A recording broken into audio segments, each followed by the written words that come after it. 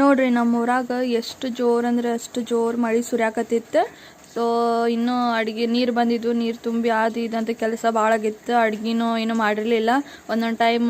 So late ಆಗುತ್ತಲ್ಲ, ಅದ್ರ ಸಂಬಂಧ ಹೊಟ್ಟೆನೂ ಜೋರು ಹಸ್ತಿತ್ತು. ನನಗೆ ಈ ಥರ ಊಟ ಮಾಡೋಕ್ಕಂದ್ರೆ ಭಾಳ ಇಷ್ಟ, ಅಂದ್ರೆ ಭಾಳ ಇಷ್ಟ.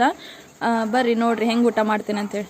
ಇಲ್ಲಿ ನೋಡ್ರಿ, ನಾನು ಕುಕ್ಕರಿಗೆ ಹೆಸರು ಕಾಳು 4 ಸೀಟಿ ಹೊಡಿಸಿ ಇಟ್ಕೊಂಡಿದ್ದೆ. ಈ ಥರ ಹಣ್ಣಂಗೆ ಕುದ್ದಿರ್ಬೇಕು, ಆ ಥರದ್ದು ಹೆಸರು ಕಾಳು, ಬರೀ ಹೆಸರು ಕಾಳು ಅಷ್ಟೇ ತೊಗೊಂಡೇನಿ. ಅದು ನೀರಷ್ಟೇ. ಇದಕ್ಕೆ ಖಾರ ಉಪ್ಪು ಏನೇನು ಮಿಕ್ಸ್ ಮಾಡಿಲ್ಲ.